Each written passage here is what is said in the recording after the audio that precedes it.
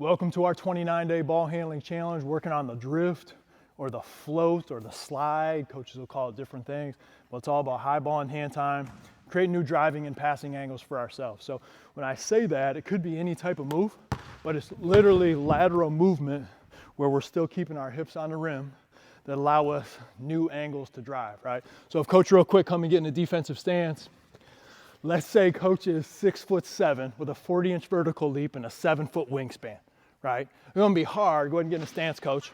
If you imagine that, like she'd have a foot out here and a foot out here and arms all over the place, it'd be hard for me to be able to get by somebody who's just that much bigger than I am, right? I'm only 6'3". So if I can play against the bigger player, but be able to float and try to create a new angle to shoot, to drive, to pass, maybe she's bigger, but not as quick, then I can start to manipulate her stance, her movements, and then start to attack in other ways. So you can bump out for a second, coach, and I'll pull you back. So that's how we're starting, is literally working on a turn or a little in and out dribble. Just working on push, switch, push, switch. Just keeping my hips on the rim, my upright dribble stance, working on pushing right here. Small turn, pushing that basketball out. If I'm pushing it out correctly, that ball is just going to keep going. Catch this for a second. Right, that ball is just going to keep going because that's where my hand placement is. It's just up to my body and how far I want to go before I stop that ball. Same thing if I'm doing a cross or between legs. Between legs, boom, I'm still working on this drift, behind the back, float, behind the back, float, cross, and I'm getting into that flow. Always keeping our hips on the rim, maintaining a position that's going to allow us to read the defense, get into a pass, drive, shoot. Let's look at it going to the rim. Drift, push, and then we lift up. So if I'm coming down in here, boom, I'm lateral, I read the defender, they're late, they're still here, I got a new line to attack, boom. I'm down and up into my jump shot. If they stay back, so if they stay back, I might not even need to attack downhill. I can just take that shot. So we'll look at it a little faster here, down, float, read, and take that shot.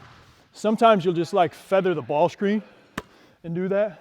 Like if my defender's going underneath already, perfect time to be able to drop and pop.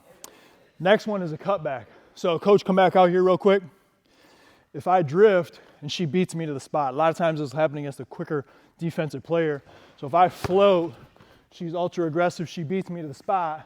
Now I've just created a driving angle that I didn't have before by cutting back off that lateral movement.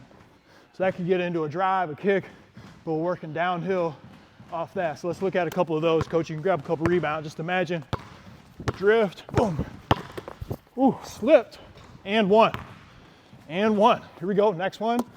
We're here, drift, they cut me off, boom.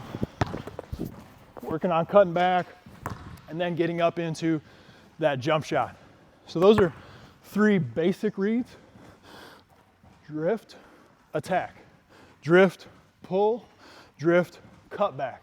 Now for a little more advanced player, something that you can try out is being able to drift, stunt, and then push through. Good defensive player, sliding their feet well. We can freeze them with that extra stunt. So I'm here, drift, jab, boom. And then I'm pushing through.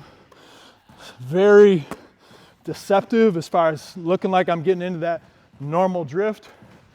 Boom, one jab, and then I'm pushing through. You can cut back off that. A lot of great reads off your drift series. Try it out.